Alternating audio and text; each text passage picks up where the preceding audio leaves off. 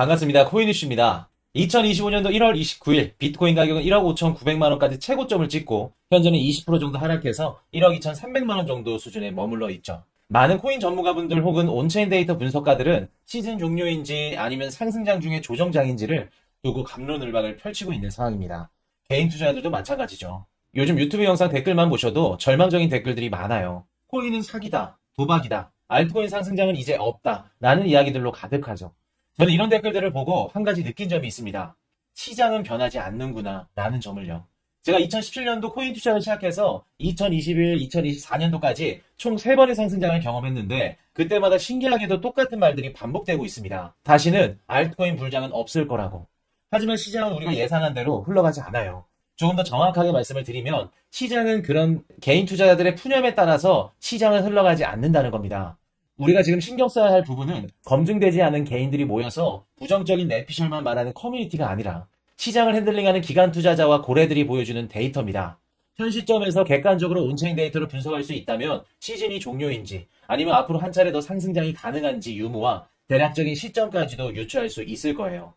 사실 작년 11월부터 트럼프 대통령 취임을 시작으로 분위기가 나쁘지 않았습니다. 미국 증시와 비트코인 가격은 연일 전고점을 갱신했죠. 사실 저 포함 많은 전문가분들이 상반기 상승률을 보고 있었어요. 미국 대통령 당선 이후에 다음 연도 상반기는 역사적으로 주식이나 코인 시장 상승률이 좋은 성적을 보여줘 왔기 때문에 기대감이 커져만 갔었죠. 하지만 트럼프 취임 이후에 관세 인상이나 재정 감축 같은 이런 불확실한 정책들이 나오면서 시장이 무너졌죠. 트럼프 1기 때와 2기 때는 살짝 다릅니다. 트럼프 1기 때는 법인세 인하를 하면서 시장을 들어올린 이후에 본격적으로 관세 인상 정책을 펼쳤죠.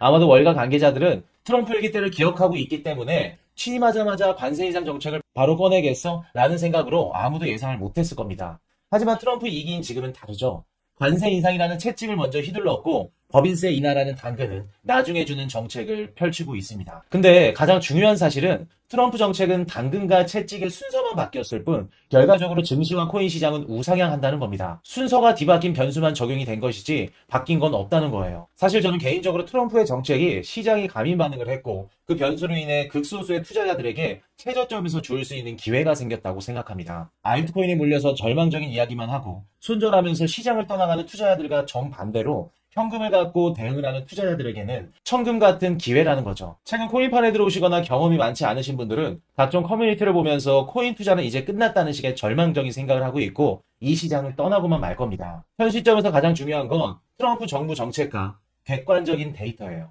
시장 심리에 동요되면서 여기저기 휘둘리면 절대 코인 시장에서 살아남을 수 없을 겁니다. 얼마 전까지만 하더라도 메인 지표는 트럼프 정부 정책이었고 보조 지표가 온체인 데이터였습니다.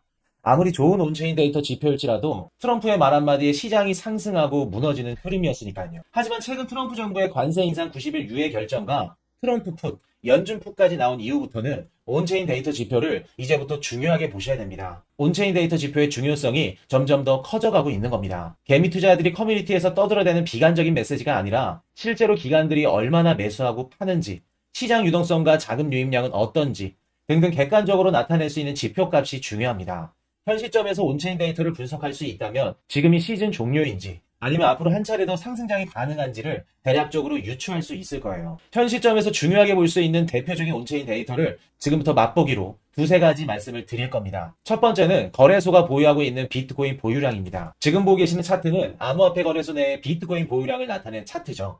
보통 거래소 내의 비트코인 개수가 줄어들면 장기 홀더들이 개인 콜드 월렛 지갑으로 출금하거나 스테이킹 풀에 예치를 해놓는다는 의미로 받아들일 수 있어요. 물론 ETF 시장이 커진 이후부터 거래소 내 비트코인 보유량이 줄어드는 게 무조건적으로 가격 상승을 예견할 수는 없습니다.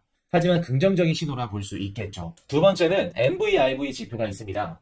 현재 비트코인 가격이 싼지 아니면 비싼지 판단할 수 있는 지표 중에 한 가지입니다. 보통 최저점 매수나 최고점 매도를 할 때 사용되는 지표이기도 하고요. MVRV 지표가 커질수록 상승장에 가깝고요. 보통 숫자를 3에서 3.7 정도면 상승장에 가깝다고 표현을 합니다. 17년도나 21년도 같이 단기적으로 폭등을 했을 때는 10 이상 올라갔을 때도 존재를 했고요. 상승장에 가깝다는 건 우리가 매도 시점에 해당이 될 수도 있겠죠. 최상단 꼭지점일 가능성이 높으니까요. 자, 반대로 MVRV 지표가 작아질수록 하락장에 속할 가능성이 높습니다.